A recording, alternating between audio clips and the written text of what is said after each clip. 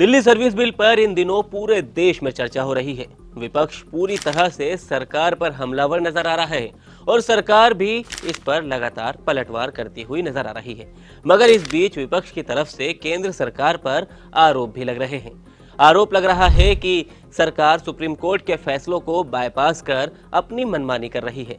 विपक्ष तो इसे तानाशाही तक का नाम दे रहा है। मगर विपक्ष के इन दावों में कितनी सच्चाई है, चलिए जानते हैं।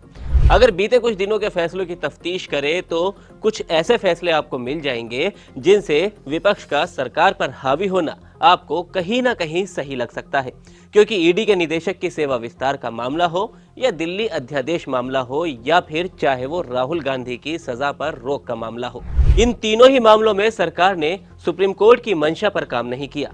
तो सबसे पहले बात करते हैं राहुल गांधी की सदस्यता बहाली की।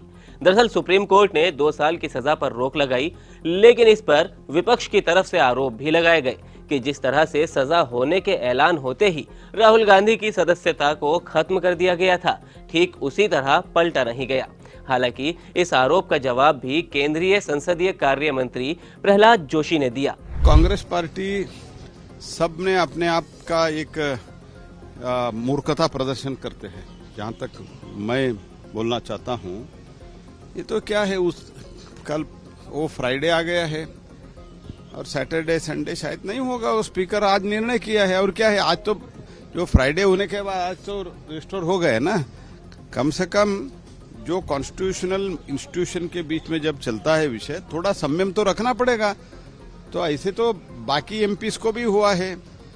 तो इसलिए जो कानूनी प्रक्रिया है, संवैधानिक प्रक्रिया है, वो प्रक्रिया हमने बिना डिले किया है।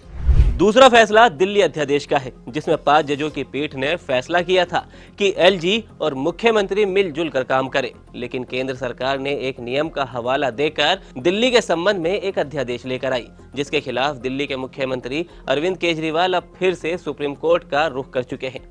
आपको बता दें कि आम आदमी पार्टी की तरफ से मोदी सरकार पर आरोप लगाया जा रहा है कि तमाम कोशिशों के बावजूद पिछले 25 सालों से दिल्ली की सत्ता से बीजेपी दूर है। पिछले विधानसभा चुनावों में तो खुद देश के गृह मंत्री अमित शाह ने पूरी ताकत लगा दी थी, लेकिन उसके बावजूद भी बीजेपी दिल्ली में सरकार नहीं बना पाई।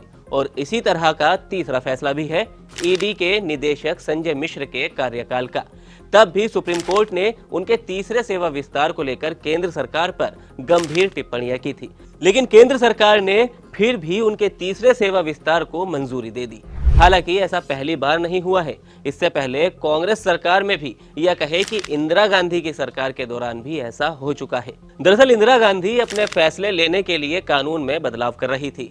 हर बार इंदिरा सरकार के फैसले को सुप्रीम कोर्ट में चुनौती दी जा रही थी। सुप्रीम कोर्ट ने एक एक कर इंदिरा गांधी के 3 बड़े फैसलों को पलट दिया था।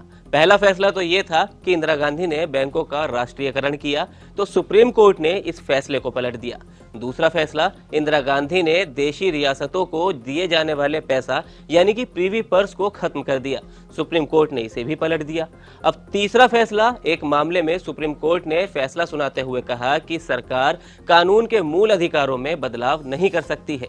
अब इन तीनों ही फैसलों से इंदिरा गांधी न्यायपालिका से नाराज थी। अपनी इस खींच की वजह से इंदिरा और ज्यादा तानाशाह बनती जा रही थी, ऐसा उस वक्त के विपक्षी नेताओं ने आरोप लगाया था।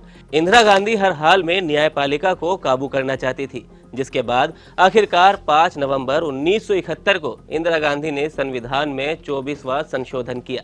ऐसा करके इंदिरा गांधी सुप्रीम कोर्ट से सीधे टकरा गई। इस बार इंदिरा गांधी ने सुप्रीम कोर्ट के साल 1967 में सुनाए फैसले को पलटने के लिए कानून में बदलाव किया था। तो दोस्तों, सरकार के इस तरह के रवैये पर आपकी क्या राय है, आप हमें कमेंट सेक्शन में जरूर बताएं। वीडियो अच्छा लगा हो तो लाइक करें और इसी तरह की तमाम छोटी बड़ी अपडेट्स के लिए आप देखते रहिए एबीपी लाइव।